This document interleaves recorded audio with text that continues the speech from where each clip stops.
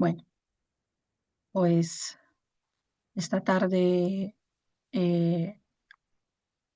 lo que nos tocaba por el cielo y el infierno son este mensaje que se titula Los lamentos de un hombre sensual, que que fue recibido en Burdeos el 19 de abril de 1862.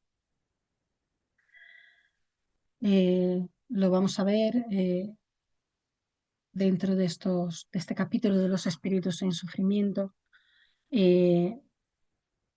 Vamos a ver,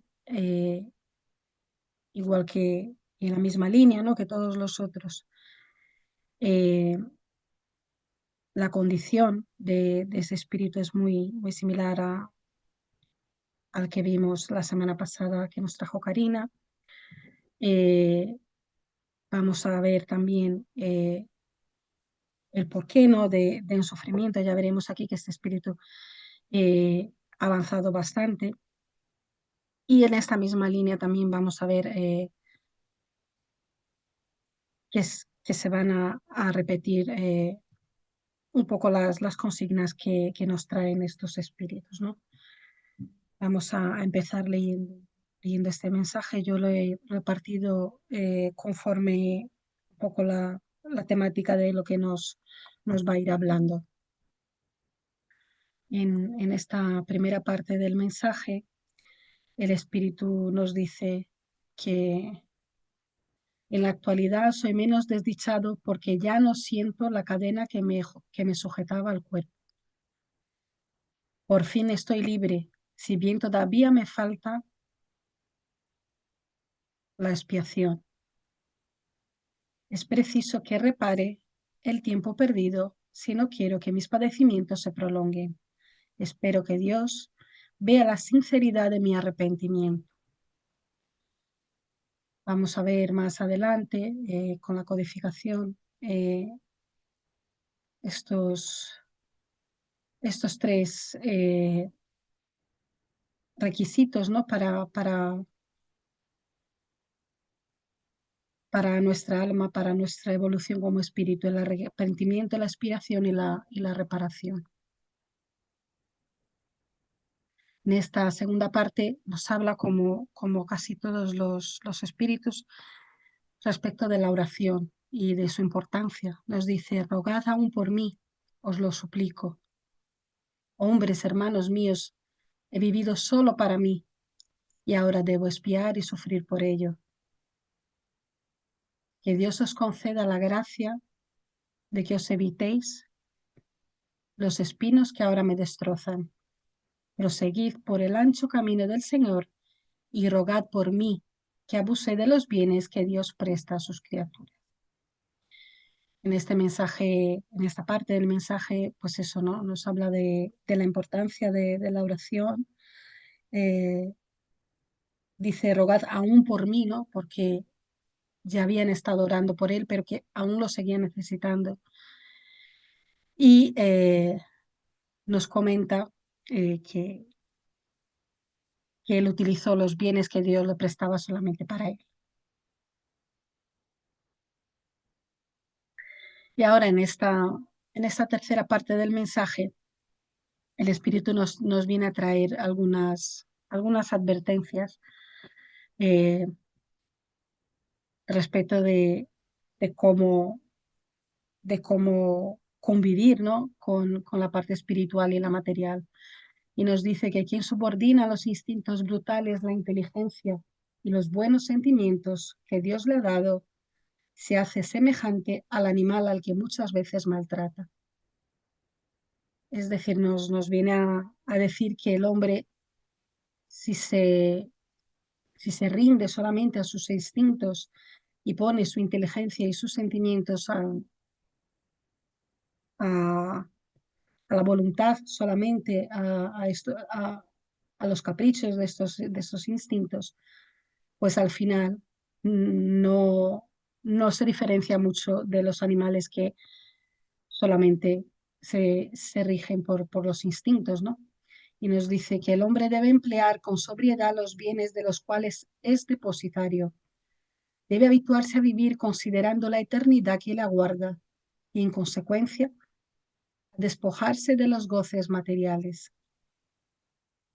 Su alimentación debe tener por exclusivo fin la vitalidad. Su lujo solo debe restringirse la estricta necesidad de su posición. Sus gustos y tendencias, aunque sean naturales, deben ser regidos por la más pura razón, pues de lo contrario el hombre se materializa en vez de purificarse.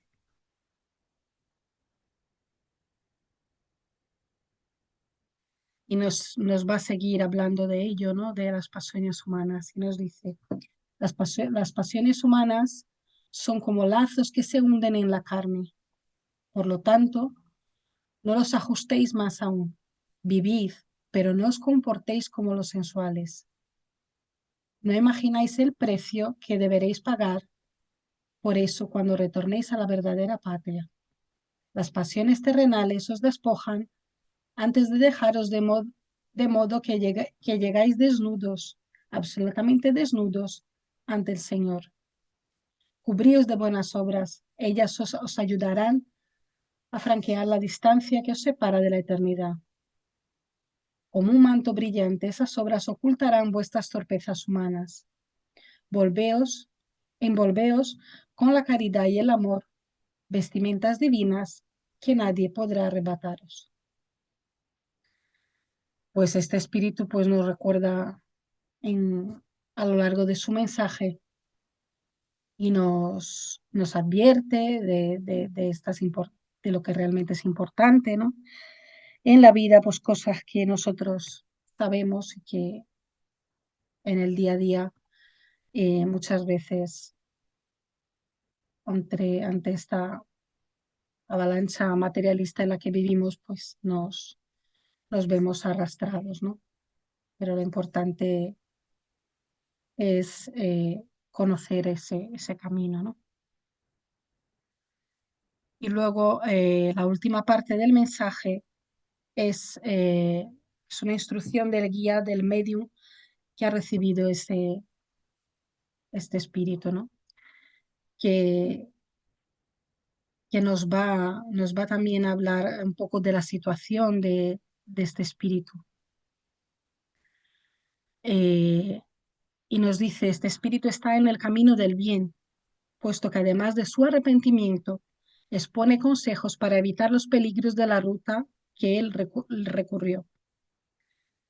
El hecho de que reconozca sus errores es de por sí un mérito y un paso efectivo en dirección al bien.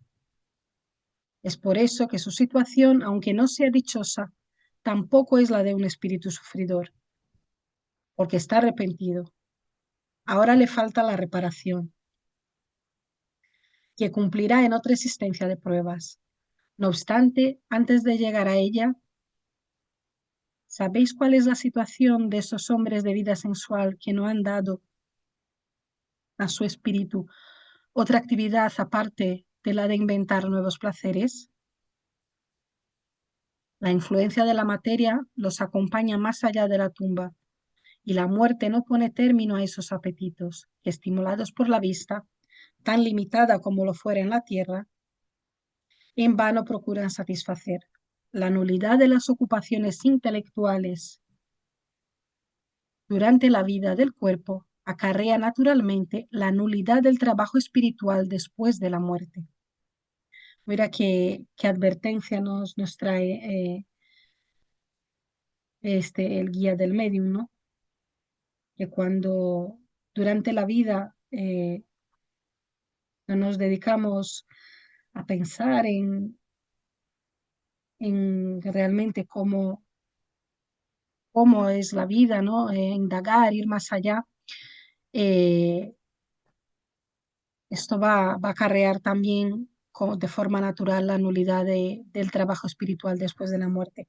Y nos sigue hablando de ello, dice, como nunca han buscado el alimento espiritual, su alma deambula en el vacío, sin una meta, sin esperanza, presa de esa ansiedad propia del hombre que no tiene delante de sí más que la perspectiva de un desierto sin límites. Dado que ya no puede saciar al cuerpo, solo le resta satisfacer al espíritu. De ahí un tedio mortal cuyo término no llegan a ver y cuyo lugar preferirían la nada. Pero la nada no existe. Pudieron matar al cuerpo, pero no pueden aniquilar al espíritu. Es preciso, pues, que padezcan estos tormentos morales hasta que, vencidos por el cansancio, se decidan a dirigir su mirada hacia Dios. Pues el, el instructor el guía, perdón, del medium, eh, nos trae aquí también otra vez, ¿no? Hablando de eso, ¿no? Que él ya estaba arrepentido, que y que ahora le faltaba la reparación, estas partes de estas estos tres requisitos indispensables para que vayamos avanzando y superando, ¿no? Las faltas que que vamos cometiendo. Eh, También nos dice algo que sabemos y que estos espíritus materialistas, estos espíritus apegados a la materia y a las sensaciones materiales, eh, lo que, lo que les pasa cuando desencarnan, también en consonancia con eso, ¿no? Al no haber estado nunca buscando el trabajo, el alimento espiritual, pues no tienen muchas veces ni conciencia de dónde están, de su estado, y, y tardan mucho en, en darse cuenta de su situación y poder avanzar cuando el espíritu que haya trabajado su, su parte espiritual en la tierra ya ha avanzado una gran parte eh, en ese camino, ¿no?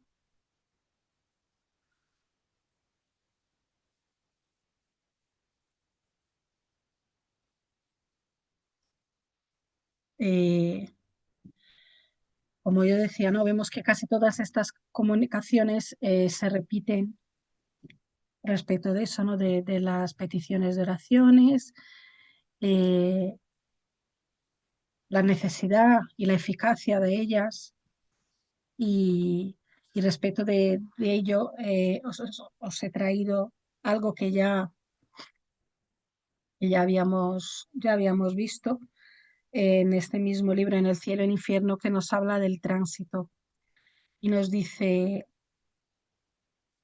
que ciertamente el espiritismo no es indispensable para obtener este resultado.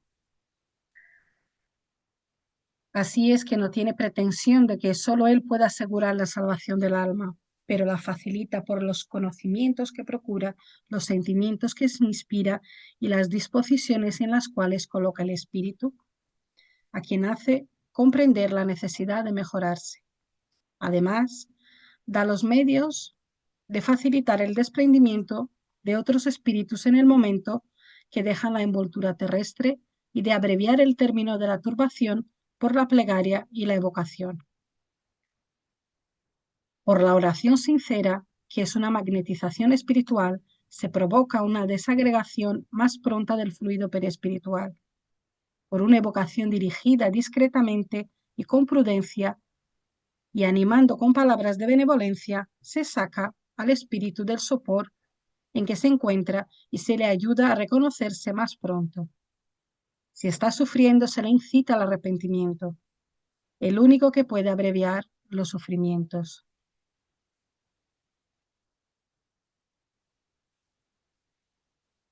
Es decir, la oración va a beneficiar siempre, ya sea el momento que esté atravesando el espíritu, le va a ayudar en la turbación, le va a ayudar en buscar el arrepentimiento, le va a buscar ayudar a coger fuerzas para ir siguiendo los pasos que necesite para su evolución espiritual.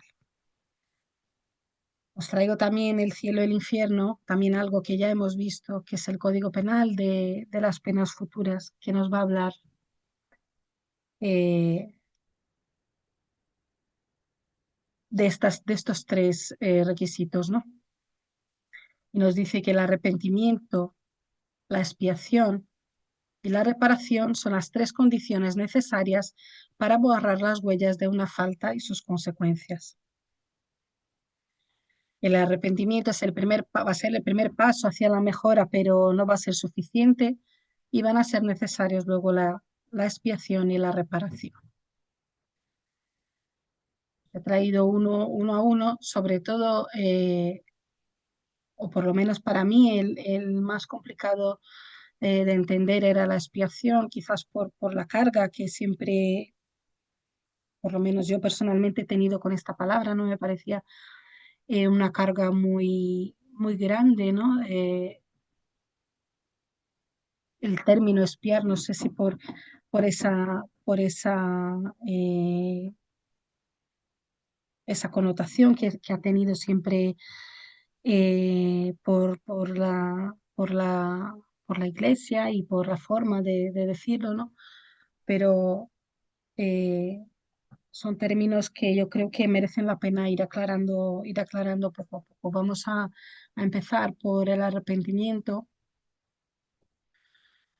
que también traigo del cielo y el infierno, y nos dice que el arrepentimiento endulza los dolores de la expiación, puesto que de la esperanza, que da la esperanza y prepara los caminos de la rehabilitación. Pero solo la reparación puede anular el efecto destruyendo la causa. El perdón es una gracia y no una anulación.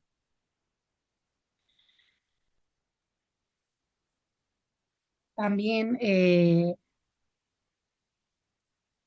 también sabemos que el arrepentimiento va a poder tener lugar en cualquier momento. Nos podemos arrepentir de nuestras faltas aquí cuando estamos encarnados, que también ya adelantaremos bastante más, eh, o cuando desencarnemos. Muchas veces este arrepentimiento va a surgir cuando ya se desencarna, quizás por que se levanta ese velo, somos capaces de ver el motivo de nuestra encarnación, lo que hemos hecho y bueno, todo ello va, va a propiciar que nos pongamos a meditar respecto de lo que hemos hecho en este tiempo, ¿no? La única diferencia de arrepentirse antes o después es el tiempo que vamos a arrastrar eh, estos sentimientos hasta el momento de arrepentirnos, ¿no? La expiación, también traigo la definición desde el cielo y el infierno. Eh, la expiación consiste en los sufrimientos físicos y morales que son consecuencia de la falta cometida, bien en esta vida o después de la muerte en la vida espiritual, o bien en una nueva existencia corporal hasta que queden borradas las huellas de la falta. A ver, la expiación, eh, más adelante traigo más definiciones que las he traído desde, desde el libro de los espíritus. Eh, Aquí también nos hablan, ¿no?, de sufrimientos físicos y morales. No nos podemos olvidar que cuando estamos espiando, estos sufrimientos en parte son elegidos y en parte son consecuencia de las leyes divinas, sobre todo la ley de causa y efecto. Es decir, no es que Dios nos castiga y tiene que expiar y sufrir. No, estos sufrimientos muchos de ellos, y sobre todo los que espiamos en esta vida material, muchas veces son elegidos y otros, pues como ya lo había dicho, son consecuencia de este equilibrio, ¿no? De, de la ley de causa y efecto. Y la tercera definición que traigo del cielo y del infierno es la reparación. Nos dice que la reparación consiste en hacer bien a quien se hizo daño. Aquel que no repare en esta vida las faltas cometidas por impotencia o falta de voluntad, en una posterior existencia se hallará en contacto con las mismas personas a quien habrá perjudicado y en condiciones escogidas por él mismo que pongan a prueba su buena voluntad en hacerles tanto bien como mal les había hecho antes.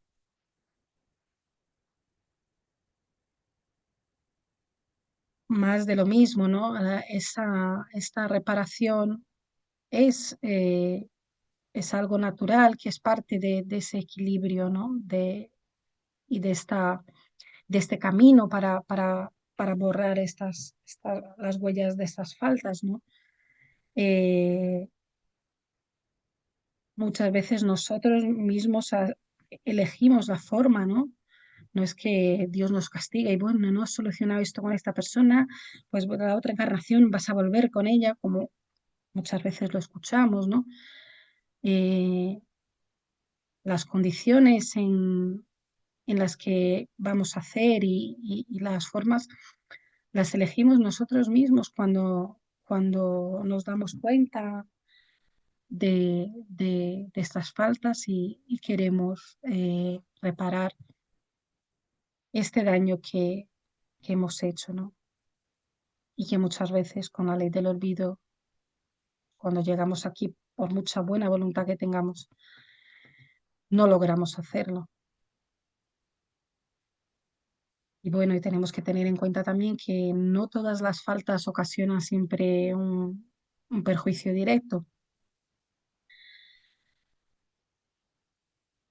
Y, y en este caso, pues la reparación se va a hacer haciendo aquello que nosotros en su momento debimos hacer y no lo hicimos, ¿no? Cumpliendo esos deberes que habíamos faltado en otro momento.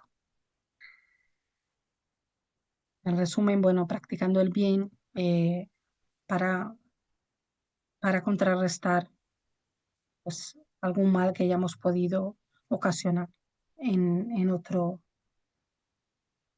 momento, ¿no? La necesidad de la reparación es un principio de rigurosa justicia, ¿no? Que debemos considerar como la verdadera ley de rehabilitación moral de los espíritus y que eso nos ha traído la doctrina espírita, ¿no? Y tenemos que dar las gracias por ello, ¿no? Ninguna otra doctrina o religión había hablado de la reparación hasta entonces, ¿no?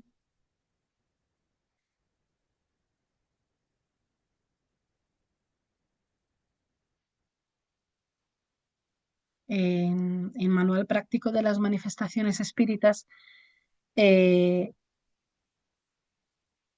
hay una parte del vocabulario y, bueno, la definición de expiación es un poco más completa, eh, pero también va un poco en la misma línea, ¿no? Dice que la expiación son la pena que sufren los espíritus en punición de las faltas cometidas durante la vida corporal. La expiación como sufrimiento moral tiene lugar en el estado errante y como sufrimiento físico en el estado corpóreo. Las vicisitudes y tormentos de la vida corporal son a la vez pruebas para el porvenir y una expiación para el pasado. Y en este mismo sentido, eh, Estas las preguntas no las he traído todas, pero nos van a hablar en el libro de los espíritus, en el libro cuarto, hay una parte de las penas y goces futuros que nos va a hablar de la expiación y el arrepentimiento. Son bastantes preguntas de la 990 a la 1002 del libro de los espíritus. Yo he traído lo que son, lo que viene a ser las definiciones del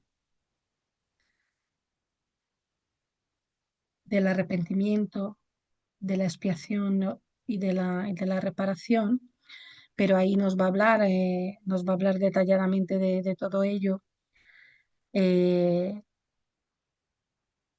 y nos va a traer más detalles, ¿no? Eh, la pregunta 999 nos va a hablar que el arrepentimiento sincero durante la vida basta para borrar las faltas y a que Dios nos perdone. Y los espíritus contestan que el arrepentimiento favorece el mejoramiento del espíritu, pero ha de expiarse el pasado. Es decir, nos corroboran estas tres condiciones, ¿no?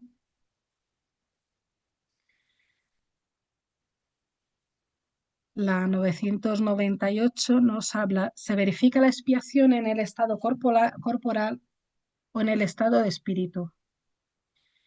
Y igual que nos decía la definición del manual de manifestaciones espíritas de la parte del vocabulario, nos dice más o menos lo mismo, que la expiación se verifica en estado corporal por medio de las pruebas al que se somete el espíritu, y en la vida espiritual por medio de los sufrimientos morales inherentes al estado de inferioridad del espíritu. Y la pregunta 1000 nos dice, ¿podemos redimir nuestras faltas en esta vida?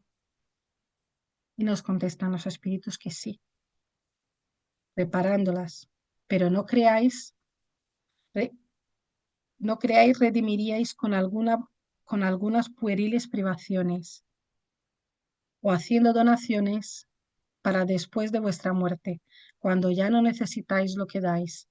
Dios no hace caso alguno del arrepentimiento estéril, fácil siempre y que no cuesta otro trabajo que golpearse el pecho. La pérdida de un dedo haciendo un servicio borra más faltas que llevar un cilicio durante años enteros, sin más objeto que la propia conveniencia.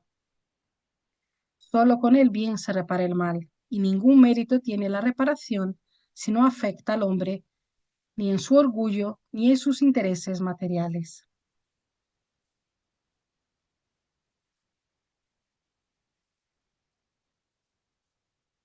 He traído también del libro de los espíritus. No sabía si nos iba a dar tiempo, pero lo tengo aquí. Eh, en el libro segundo, La vida espiritista, la pregunta 265 nos va a hablar de la elección de las pruebas. Y, eh, y la pregunta es, si hay espíritus que eligen como prueba el contacto del vicio, ¿los hay también que lo eligen por simpatía y deseos de vivir en un centro conforme a sus gustos o para poder entregarse libremente a sus inclinaciones materiales? Y los espíritus contestan, cierto que los hay, pero solo entre aquellos cuyo sentido moral está poco desarrollado aún. Y entonces viene por sí misma la prueba y la sufren por más largo tiempo.